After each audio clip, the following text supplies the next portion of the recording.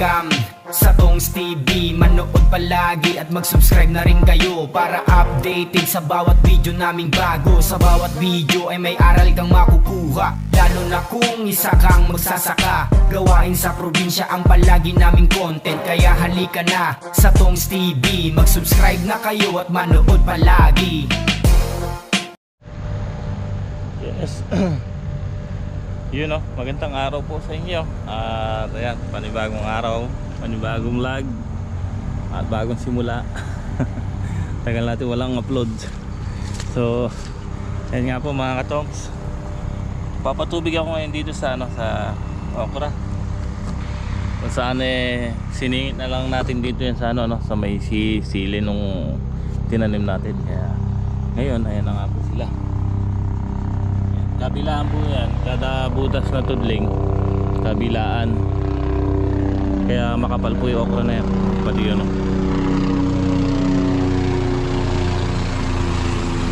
So hindi ko na tinanggal yung sili, hinayaan lang natin dyan para at least ayun, may mga bunga naman. Kaya lang sobrang baba talaga ng sili ngayon, 10 piso na lang ata. Tapos ito, di na makagandahan pa, kulot. So magkano na, hindi na nabibili yan pagka ganyan po mga katongs. Pagka ganyan itsura na sili, mga kumbaga segunda, hindi na nabibili. Kasi yung amura ngayon ng sili, kaya gaganda pa, kalalaki. Ba't bibili ka pa ng pangit, di ba? Kaya hinayaan na lang natin. Ngayon itong okra, yan ang pag-asa natin. Dito sa area na yan. Pero yung ampalaya okay naman. Ayun, pinapatabaan nga po namin ngayon ni Greg. So si Utol, nagpapatubig siya dun sa papatubig siya dun sa sili dun sa dulo. Tapos yung tataniman ng pipino, kasi inararo na namin yung mga katongs, pinararo na sa kalabaw yun. So yun ang inaasikaso ngayon ni Utol, pinatutubigan niya yun. Si Bato po mga katong wala ngayon dahil may ginagawa doon sa amin sa Gapan. Nung umuwi kami, hindi na namin siya kasamang bumalik. Nagpatulong yung tita niya, yung nag-alaga sa kanya, magpapagawa ng isang kwarto doon sa tabi ng kapatid ko. So sabi niya, tulungan daw muna niyang gumawa ng isang maliit na kwarto.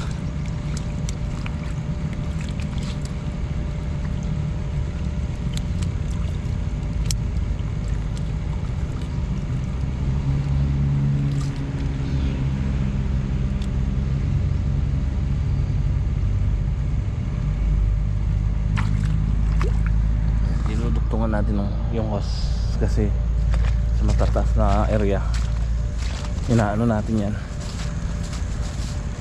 Yan.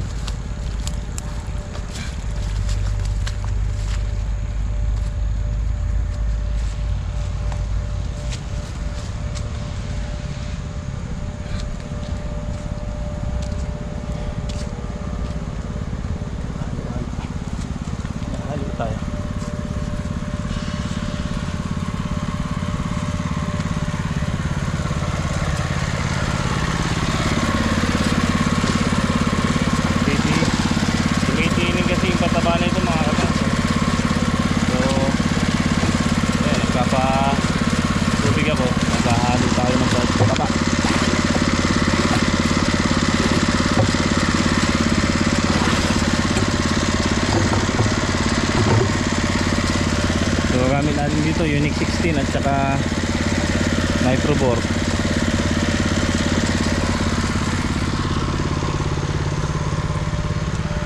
Kumanda sana yan pala yan natin mga katongs. Talagang ngayon, hirap magpaano ng palaya. Daming namamara ko. Okay, pinatay ko muna yung patubig natin dito sa okra kasi mainit na. So si Greg, sakto matatapos na rin dito sa pataba sa ampalaya. Ayan, okay na. tinulungan ko muna siya kasi medyo malayo na yung hose, taga-hila tsaka taga-halo.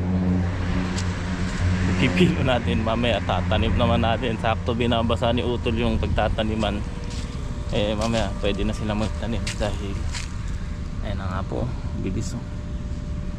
So pwede na itanim to, buo naman na yung puwit niya. Ayan yung ugat, ganda oh. Tapos isa na yung dahon, so okay na yan, tanim na yan.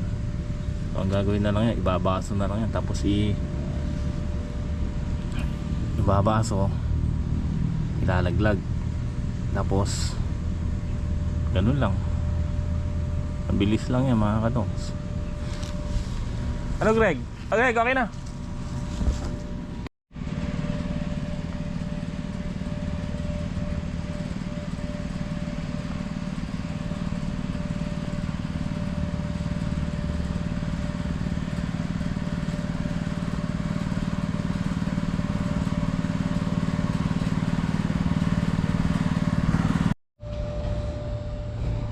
Okay, update ko na lang po kayo sa nagawa. Ayan si Greg, pina-sprayan ko ng ng amino acid or amino plus itong ampalaya natin kasi maraming namamara ko.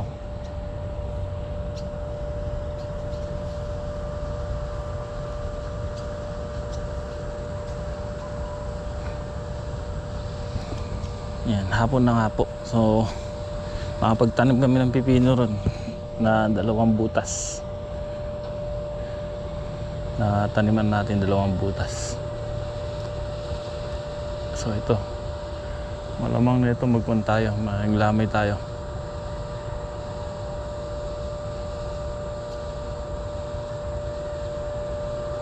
Maglamay tayo, magpatubig. Hindi ko na kasi nasimula uli okra nung huminto ako kanina dahil nagtanim muna kami ni Greg ng pipino. So sinubukan namin, naka 2 butas kami, 10 tray pumasok. So kaya yayari lang namin nga ni Greg, eh sabi ko sprayan niya to. Tapos tinutulungan ko na si Utol dito magsabog ng pataba dahil ito, nandito na siya sa patole.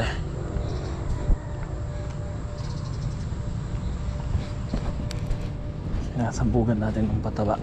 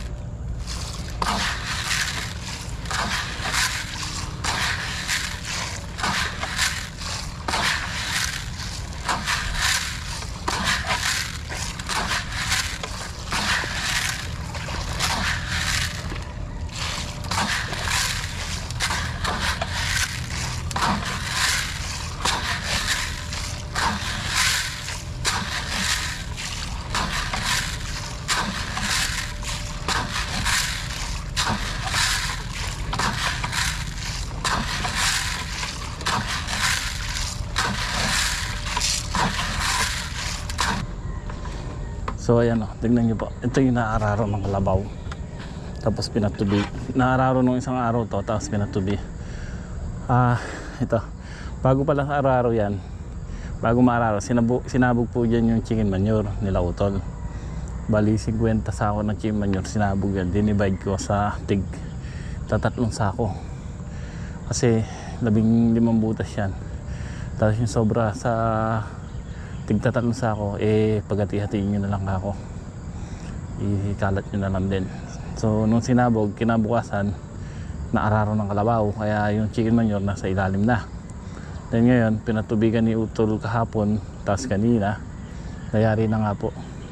Kaya doon na siya nagpapatubig ngayon sa patola, sa upo. Kasi doon tayo kumuha ng tubig sa water pump. So ngayon nayari na nga pong patubigan, nabasa. Yan.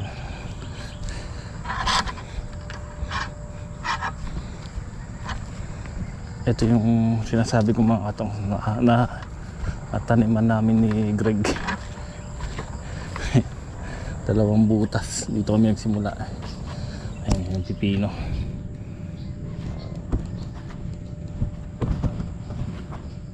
Ayan po yung nataniman namin. 2 butas. So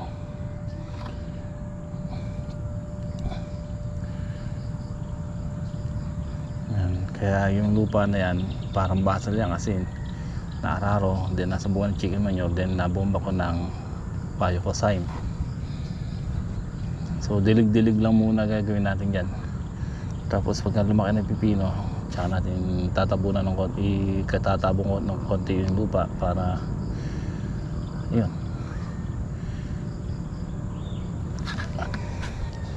Dalawang butas lang kami ni Greg. 10 tray kami. Ayan, kabilaan po kasi tanim namin. Kabilaan sa parang pinagtaniman ng sitaw. Kaso yung sitaw kasi nasa ibabaw ng lupa nun dito. Nung pinadukitan ko yung pinadukit ko yung lupa, bumiling. So pumatag na, nawala na yung kanal sa gitna. Kaya madali lang patubigan din yan. At least hindi ka na maghaharang na kailangan magharang pa dire-diretso yung tubig. Ayan yung pipino. Ayan. So tatatlo nga lang po kami dahil si Bato naiwan dun. At in-extra muna ng kanyang tita dahil nagpapagawa po ng bahay. So ayan po yung nagpalaki kay Bato. Kaya sabi niya kahit mga ilang linggo lang siya dun. So 3 lang kami ni Utol dito.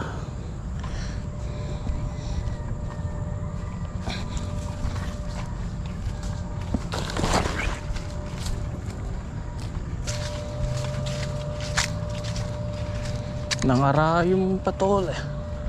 Parang dito malaki yung patabang.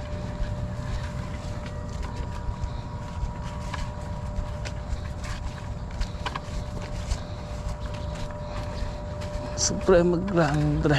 Suprema Grande. Suprema Grande yung binhi natin. Kaya lang parang one lang. Malilit yung bunga.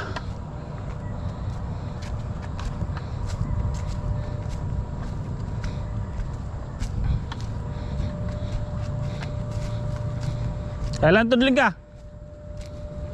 Ha? 3?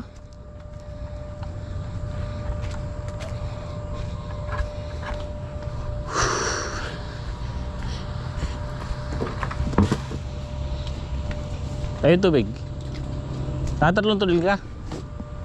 Sakto? Sakto sumobra.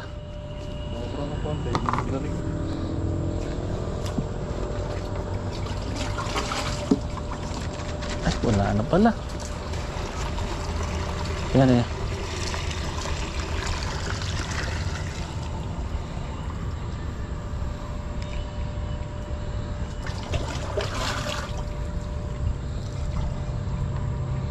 Wala amino acid. Wala, makabili kayo ng manukli. Wala ba dito yan? Wala. Ano?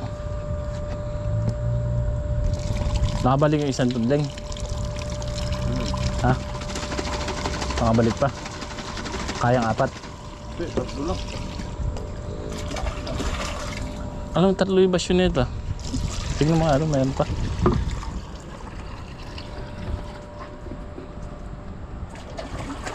Ang galing doon sa namamara ko, ano?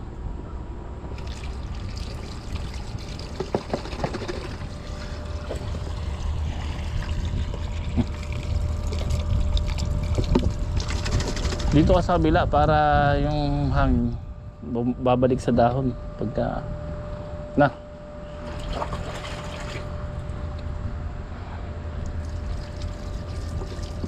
Oh. Pwede niya. Ano naman yun? Op.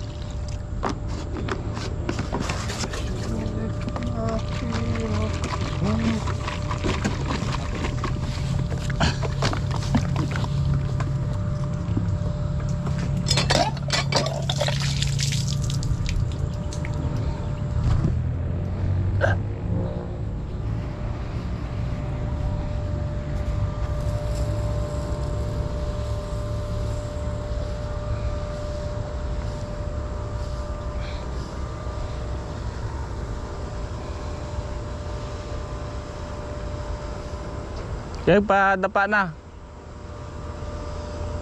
Yan. Para hindi na lumayo yung buga.